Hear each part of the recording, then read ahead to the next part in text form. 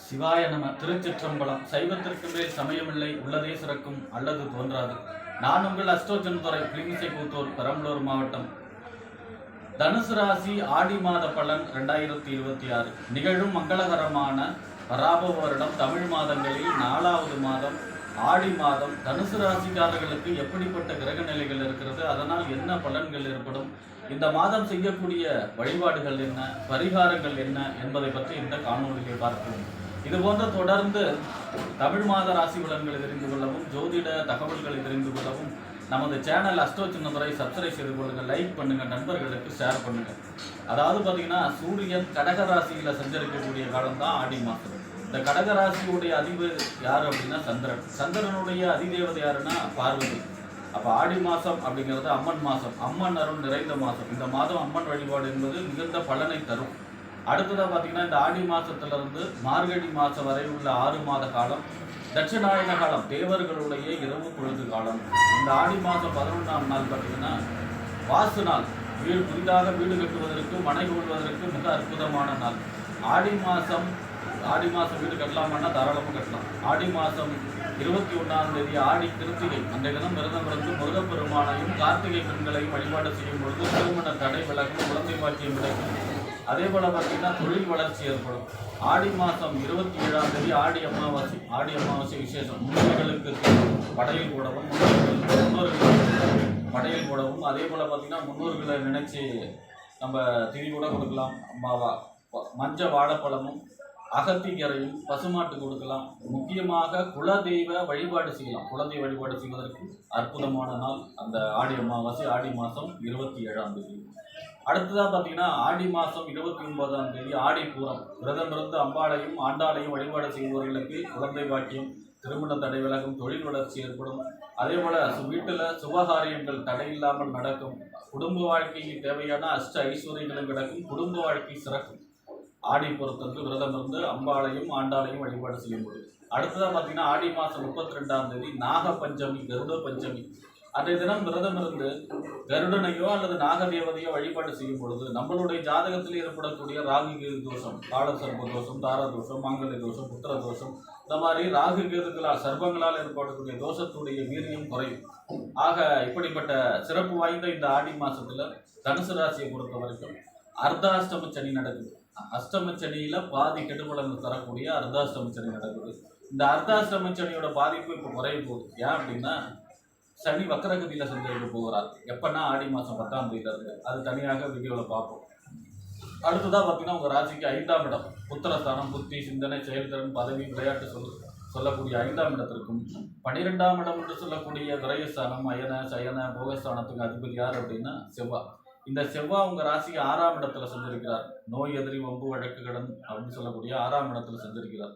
பொதுவாக செவ்வாய் 6ல் சஞ்சரிப்பது நன்மை. எதிரியை ஜெயிக்கக்கூடிய அமைப்பு, கோர்ட்டு கேஸ், வம்பு வழக்கெல்லாம் ஜெயிக்கக்கூடிய அமைப்பு, இந்த மாதிரியான பலம், கடன் தீரக்கூடிய அமைப்பு, இதெல்லாம் கிடைக்கும்.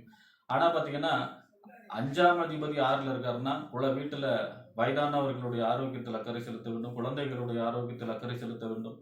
அதுவே 12ஆம் இடத்த அதிபதி 6ல் இருக்காருன்னா ஒரு மறைவு ஸ்தானாதிபதி மற்றொரு மறைவு ஸ்தானத்தில் இருந்தால் விபரீத ராஜயோகம், கெட்டவன் கிட்டிடும் ராஜயோகம், அந்த மாதிரியான பெரிய யோகத்தையும் செய்யும். இந்த 17ஆம் தேதிக்கு அப்புறம் இந்த செவ்வாய் உங்கள் ராசிக்கு 7ஆம் இடத்துல செஞ்சிருக்கிறார். 5-7 இப்போ சம்மந்தப்படுது. திருமண முயற்சிகள் கை கொடுக்கும், திருமண தடை விலகி திருமணம் ஏற்பாடாகும், காதல் ஏற்படும், காதல் திருமணத்திற்கான வாய்ப்புகள் அதிகமாக இருக்கும். குழந்தை பிறப்பு, 5ஆம் இடம் முதல் குழந்தை, 7ஆம் இடம் 2ஆம் குழந்தை.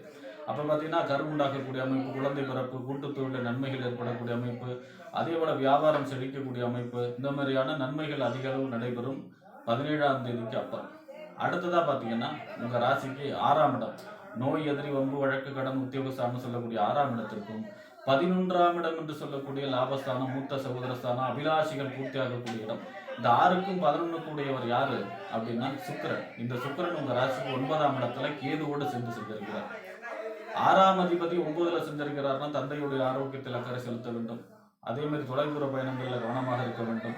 11ஆம் இடத்தை 9ல் சஞ்சரிப்பது நன்மை, எதிர்பாராத நன்மை, எதிர்பாராத அதிர்ஷ்டம், பாக்கியங்கள் சேரும். சேத்திர தரிசனம், நிறைய கோயில் குளம் சென்று வழிபாடு செய்யக்கூடிய அமைப்பு, இதெல்லாம் கிடைக்கும்.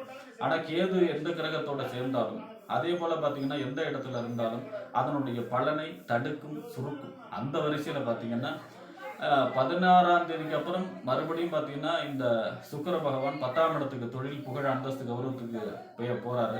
அங்கேயும் நீச்ச கதியில செஞ்சிருக்கிறார். அப்ப சுக்கிரன் வலுவிழந்து செஞ்சிருக்கிறார். பொதுவா ஒரு ஜாதகத்துல 1, 5, 9 திரிகோண ஸ்தானம். இந்த ஸ்தானாதிபதிகள் வலுவடைய வேண்டும். அப்ப பார்த்தீங்கன்னா 5ஆம் அதிபதி செவ்வாய் 6ல இருக்கார். அதே போல பார்த்தீங்கன்னா 6ஆம் அதிபதி சுக்கிரன் 9ல இருக்கார். அதை விட முக்கியமா 11ஆம் இடத்து அதிபதி 9ல இருக்கார். அவர் மறுபடியும் 10ஆம் இடத்துல நீச்சகதியில செஞ்சிருக்கிறார். அப்ப 11ஆம் இடத்து அதிபதி வலு இழக்கிறது. அதாவது பார்த்தீங்கன்னா ஒரு வகையில் 6ஆம் அதிபதியா இருந்தாலும் அவர் தான் 11ஆம் அதிபதி லாபாதிபதி. அதனால அவர் வலு இழக்கிறார். கேதுவோட சேர்ந்து செஞ்சிருக்கிறார். 16ஆம் தேதிக்கு அப்புறம் நீச்சகதியில செஞ்சிருக்கிறார். அதனால சுக்கிரனை வலுப்படுத்த வேண்டும். சுக்கிரனை வெளிப்படுத்த வெள்ளிக்கிழமையில தாயார் சன்னதி பெருமாள் கோயில் சென்று தாயார் சன்னதிக்கு மகாலட்சுமிக்கு நெய்விளக்கு ஏற்றி மல்லிகை பூ சாற்றி வழிபாடு செய்யும் பொழுது யோககரமான அதிர்ஷ்டகரமான லாபகரமான பலன்கள் ஏற்படும். தனுசு ராசியை பொறுத்த வரைக்கும் இந்த ஆடி மாதம். அடுத்ததாக பார்த்தீங்கன்னா உங்கள் ராசிக்கு 7ஆம் அதிபதி 7ஆம் இடங்கிறது வாழ்க்கை துணை சாணம், கணவன் மனைவி, அதே போல் பார்த்தீங்கன்னா கூட்டு தொழில், சமூகம், வாடிக்கையாளர்கள் சொல்லக்கூடிய இடம். 10ஆம் அதிபதி யார் அப்படின்னா 7க்கும் 10க்கும் உடையவர் புதன். தொழில் புகழ் அந்தஸ்து கௌரவம் இதெல்லாம் சொல்லக்கூடிய இடம். இந்த 7க்கும் 10க்கும் உடைய புதன் 7ஆம் இடத்திலேயே ஆட்சி பெற்று செஞ்சிருக்கிறார் 20ஆம் தேதி வரை. 7ஆம் தேதியோட வக்கர நிவர்த்தியும் அடைகிறார். பொதுவாக 7ஆம் அதிபதி 7 ஆட்சி பெறுவது நன்மை.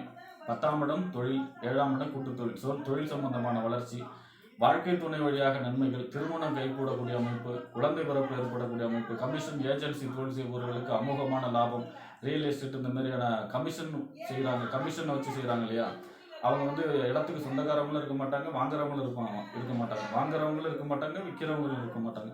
இடையில புரோக்கர் தொழில் செய்கிறாங்க இல்லையா, அவங்க வக்கீல் தொழில் செய்கிறவங்க, இவங்களுக்கெல்லாம் மிகப்பெரிய நன்மைகள், அதிக அளவு யோகங்கள் ஏற்படக்கூடிய மாதம் இந்த ஆடி மாதம். 20ஆம் தேதிக்கு அப்புறம் பார்த்தீங்கன்னா உங்கள் ராசிக்கு 8ஆம் இடத்துல மறைகிறார். பொதுவாக 8ஆம் இடத்துல புதன் மறைந்தால் பொதுவாக புதன் கேந்திரம் என்று சொல்லக்கூடிய 1, 4, 7, 10, திரிகோணம் என்று சொல்லக்கூடிய 1, 5, 9ல இருந்தால் அறிவை சமயோசித புத்தியை தருவார். மறைஞ்சிருந்தார் 6, 8 மண்டல மறைஞ்சா இருந்தார்னா மறைந்த புதன் நிறைந்த தனத்தை தருவார். எதிர்பாராத பணத்தை அதிர்ஷ்டத்தையும் தரக்கூடிய அமைப்பை சொல்லக்கூடிய அமைப்பாக இருக்கும். அடுத்ததாக பார்த்தீங்கன்னா உங்கள் ராசிக்கு 9ஆம் அதிபதி பாக்கியாதிபதி, அதாவது பார்த்தீங்கன்னா தந்தை ஸ்தானம், பாக்கியஸ்தானம், தொலைதூர பயணம், உயர்கல்வி ஸ்தானத்துக்கு அதிபதி யாருன்னா சூரியன். இந்த சூரியன் உங்கள் ராசிக்கு இந்த மாதம் ஃபுல்லாகவே 8ஆம் இடத்துல மறைகிறார். பொதுவாக இந்த மாதம் 8ஆம் இடம் வலுவடைகிறது உங்கள் ராசிநாதனோட சேர்ந்து. அதோட உங்கள் ராசிநாதன் சூரியனோட சேர்ந்து செஞ்சிருக்கிறதுனால அஸ்தங்க கதி ஆகிறார். அஸ்தங்கம் அடைந்த கிரகம் தன்னுடைய சுய பலனை இழக்கும். அப்போ பார்த்தீங்கன்னா இந்த மாதம் உங்கள் ராசிநாதன் சூரியனோடு சேர்ந்து அஸ்தங்க கதியில் சஞ்சரிக்கிறதுனால வியாழக்கிழமையிலே குரு தட்சிணாமூர்த்திக்கு நெய் தீபம் ஏற்றி இந்த மாதம் ஃபுல்லாக வழிபாடு செய்யணும் தனுசு ராசியை பொறுத்த வரைக்கும். ஏன்னா ராசிநாதன் இல்லையா, அப்போ ராசிநாதன் அஸ்தங்க கதியில் உச்சமாக இருந்தால் கூட அஸ்தங்க கதியில் செஞ்சிருக்கிறதுனால பலனை இழக்கிறதுனால வியாழக்கிழமை குரு தட்சிணாமூர்த்தி வழிபாடு, பெரிய பெரிய மகான்களோட ஜீவசமாதி சென்று வழிபாடு, இந்த மாதிரியான வழிபாடுகள் அவசியம் இந்த மாதம் தனுசு ராசியை பொறுத்த வரைக்கும். 9ஆம் அதிபதி 8ல் செஞ்சிருக்கிறாருன்னா தந்தையுடைய ஆரோக்கியத்தில் அக்கறை செலுத்த வேண்டும், தந்தையிடம் வாக்குவாதத்தை தவிர்க்க வேண்டும், பயணங்களில் கவனமாக இருக்க வேண்டும், அதிர்ஷ்டம் துணை புரியாது. அப்போ பார்த்தீங்கன்னா சிவபெருமான் வழிபாடு 9ஆம் அதிபதி 8ல் மறைகிறாருன்னா சூரியனோட அதிதேவதை சிவபெருமான். ஞாயிற்றுக்கிழமையில சிவபெருமானுக்கு வழிபாடு செய்ய வேண்டும். சிவபெருமானுக்கு நெய் விளக்கு ஏற்று கொஞ்சம் கோதுமையை வச்சு அந்த கோதுமை மேலே விளக்கு வச்சு அதில் நெய் ஊற்றி விளக்கு போட்டு வழிபாடு செய்ய வேண்டும். ஞாயிற்றுக்கிழமையில இந்த மாதம் அமோகமான நன்மைகள் ஏற்படும். மகாலட்சுமி வழிபாடு வெள்ளிக்கிழமையில, ஞாயிற்றுக்கிழமையிலே சிவபெருமான் வழிபாடு, இதெல்லாம் செய்யும் பொழுது இந்த ஆடி மாதம் தனுசு ராசியை பொறுத்த வரைக்கும் அதிர்ஷ்டகரமான யோககரமான நல்ல மாதமாக அமையும் என்று கூறி விடைபெறுகிறேன். நன்றி, வணக்கம்.